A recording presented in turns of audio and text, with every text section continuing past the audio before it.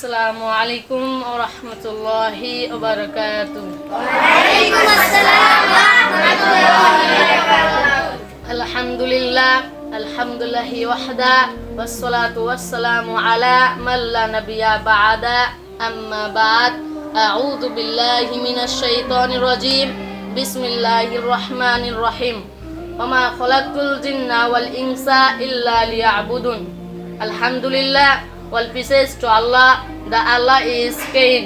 সকল প্রশংসা আল্লাহ তাআলার জন্য এবং আল্লাহ তাআলা সৃষ্টিকর্তা।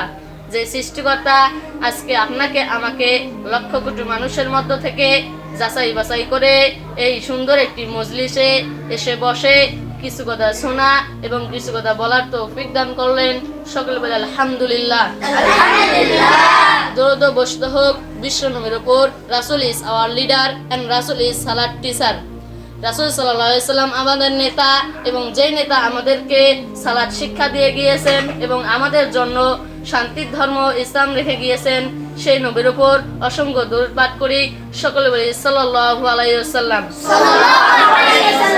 সম্মানিত উপস্থিতি, আজকের আমার বিষয়বস্তু হচ্ছে কালেমা শাহাদাত এবং আল্লাহর ইবাদত। একজন মানুষ ইসলামে প্রবেশ করতে হলে তাকে কালেমা শাহাদাত পাঠ করতে হবে। যে ব্যক্তি এই কালেমা শাহাদাত পাঠ করবে তার জন্য জান্নাতে একটি ঘর নির্মাণ করা হবে।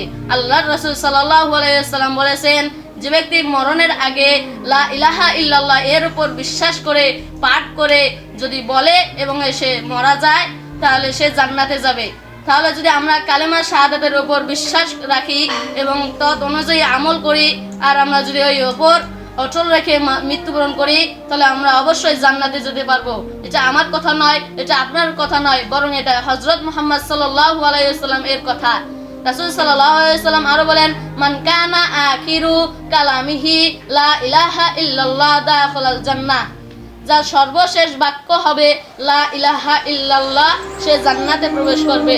উক্ত হাদিস দ্বারা এটাই প্রমাণিত হয় যে যে ব্যক্তি মরণের আগে শেষ বাক্যটি উচ্চারণ করবে লা ইলাহা ইল্লাল্লাহ, সে জান্নাতে প্রবেশ করবে। শুধু মুখেই যে লা ইলাহা ইল্লাল্লাহ বললেই চলবে না, লা ইলাহা ইল্লাল্লাহ এর উপর অত্যন্ত পরিপূর্ণভাবে বিশ্বাস রাখতে হবে। আমরা যদি বিশ্বাস ছাড়াই এমনি এমনি বলি লা ইলাহা ইল্লাল্লাহ সব সময় বলি, তাহলে এই আমল আমাদের কোনো কাজে আসবে না। আমাদেরকে এর উপর বিশ্বাস রাখতে হবে। বিশ্বাস রেখে যদি পাঠ করি তাহলে এই আমল আমাদের জন্য চলবে। কালেমা শাহাদাত পাঠ করার পর আমাদের আল্লাহ তাআলার জন্য ইবাদত করতে হবে। আমরা যে আল্লাহ তাআলার জন্য ইবাদত না করি তাহলে আমরা জান্নাতে যেতে পারবো না। আল্লাহ তাআলা বলেন, ওমা খালাকতুল জিন্না ওয়াল ইনসা ইল্লা লিয়াবুদুন। ওমা খালাকতুল জিন্না ওয়াল ইনসা, আমি জিন ও ইনসানকে সৃষ্টি করি নাই, ইল্লা তবে সৃষ্টি করেছি লিয়াবুদুন, একমাত্র আমার ইবাদত করার জন্য। উক্ত আয়াত দ্বারা এটাই প্রমাণিত হয় যে মহান আল্লাহ তাআলা আমাদেরকে সৃষ্টি করেছেন একমাত্র আল্লাহ তাআলার জন্য, কোনো পীরের জন্য নয়, কোনো ভণ্ডর জন্য নয়। তাহলে আমরা ইবাদত করতে হলে আল্লাহর উদ্দেশ্য করব, সালাত আদায় করব আল্লাহ তাআলার জন্য। দা পারফর্ম দা সালাত, সব সময় আমরা সালাত আদায় করব। সালাত ছাড়া আমরা চলতে পারবো না। এই সালাত দিয়ে আমরা সর্বপ্রথম জান্নাতে প্রবেশ করব। জান্নাতে প্রবেশ করতে পারবো কিয়ামতের দিন। সর্বপ্রথম যে হিসাব নিকাশ না হবে সেটি হচ্ছে সালাতের। যার সালাতের হিসাব নিকাশ সঠিক হবে তার সমস্ত আমলই সঠিক থাকবে। একজন বান্দা সালাতের পর যখন সে জয়জয়মান হয়ে যায় সালাত আদায় করার সময়, তখন সমস্ত ফেরেশতা সমূহ তার গুনাহ সমূহকে হাজির করে এবং তার কাঁধে বা মাথায় রেখে দেওয়া হয়। যখন সে রুকু বা সিজদাতে যাবে তখন তার গুনাহ সমূহ ঝরে পড়ে যায়।